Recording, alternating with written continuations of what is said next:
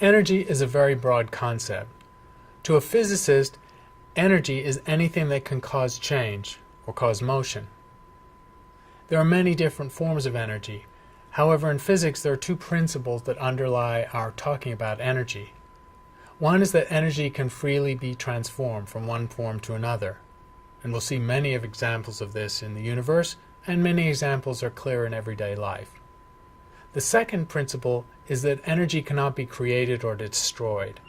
It is a currency or a commodity that can change forms but not disappear or appear spontaneously. For example, consider these three broad forms of energy. There's kinetic energy, that's the motion of objects. It can be the motion of a moving car or a spacecraft, or the Earth in its orbit, or a bullet, or a single subatomic particle. Kinetic energy is based on the mass of the object and its speed. A second familiar form of energy is radiant energy.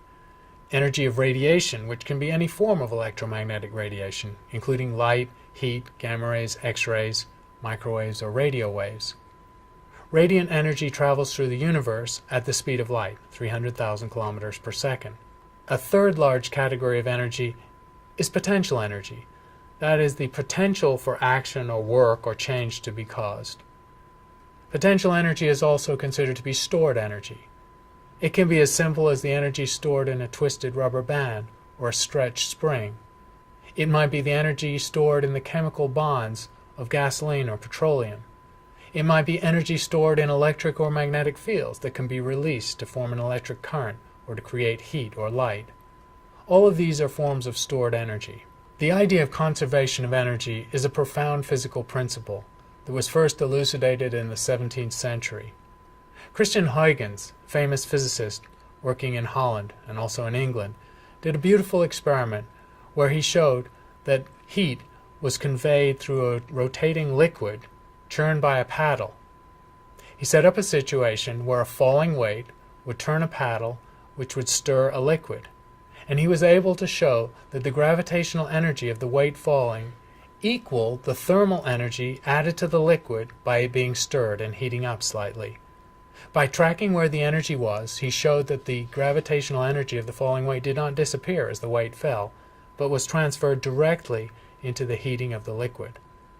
This beautiful experiment is one of a number showing how energy could change hands. Isaac Newton produced other examples of this, and in fact the entire Industrial Revolution in England that then spread to the United States and elsewhere was based on a deeper understanding of how energy changed forms. There are many examples of energy transformation, and some of them are interesting or amusing to follow. See if you can track all the changes. When we say that life and energy on Earth depends on the sun, that is literally true. As we'll learn, the energy of a star actually comes fundamentally from gravity. The gravity of the star creates the conditions of temperature and pressure sufficient for fusion to occur. That fusion liberates radiation.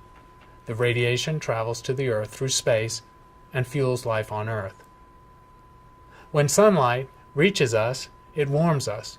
But of course the food chain is based fundamentally on the sun. If we eat grass or plants, we are of course eating sunlight that's been converted by photosynthesis into stored chemical energy in bonds in the materials that make up a plant.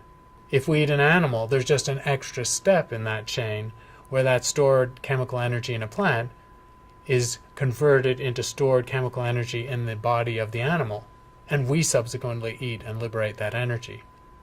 However far you follow the chain, life on Earth, including our life, depends on sunlight. And since sunlight depends on gravity, the ultimate source of life on Earth is actually gravity. It's possible to follow all these energy transformations and track them, and energy is always conserved if we do so carefully. To take another very simple example, imagine listening to a radio. Somewhere in a studio, a person speaks into a microphone, as I'm doing right now. What's happening is their chemical energy stored from the food they ate, which of course was originally sunlight and before that gravity, is being converted into mechanical energy in a vocal cord, emitting a sound wave that goes to a microphone.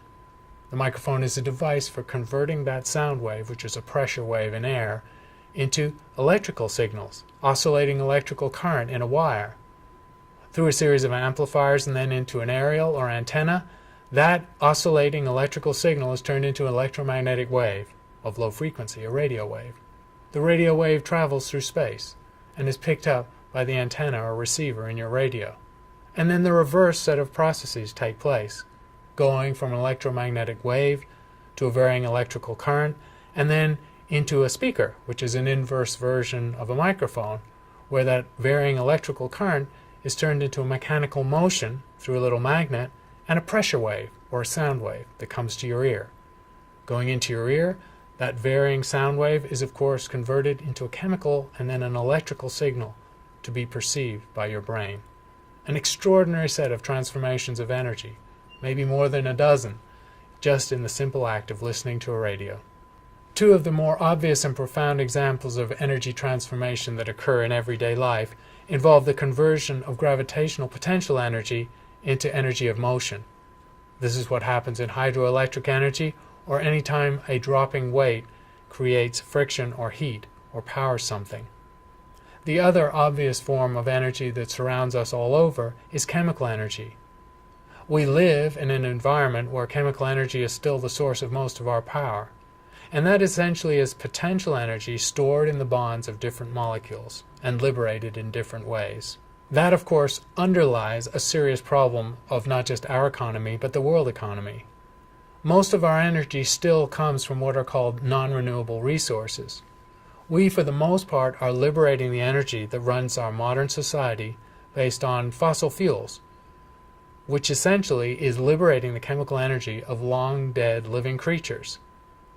Those fossilized creatures, compressed and turned into gas or petroleum, were deposited by sedimentation over hundreds of millions of years. And yet, with our culture, we're able to deplete that resource in decades, something that took hundreds of millions of years to create. Obviously, the way out of this dilemma is to use what are called renewable sources of energy, where the resource will not be depleted and is not finite, and is also not dirty to get out and use. A renewable source of energy, of course, the most obvious one, would be sunlight itself, because 1,500 watts of energy falls on every square meter of the Earth's surface every day that's sunlit. If we could just harness the energy of a modest-sized state in the United States based on sunlight, we could power the world economy. Not so easy to do, but the way forward is clear. Conceptually, we can imagine the different forms of energy. One type of form of energy involves macroscopic objects and their behavior or motion. Kinetic energy is the simplest form.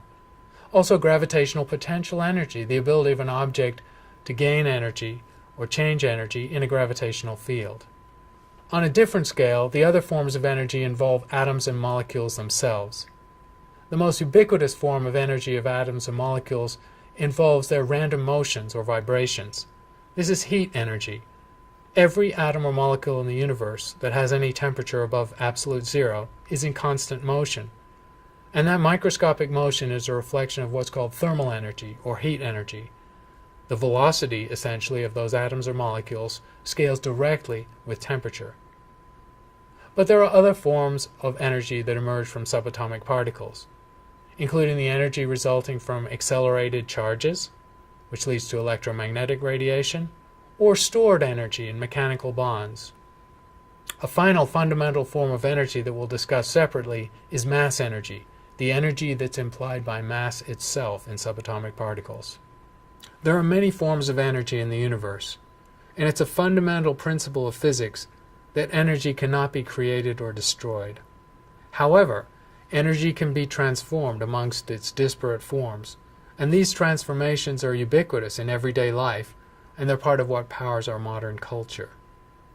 In the universe, perhaps the most fundamental forms of energy transfer involve the conversion of gravitational energy into electromagnetic radiation or light. But around us there are many forms of energy storage: kinetic energy, energy stored in the chemical bonds or in electric or magnetic fields.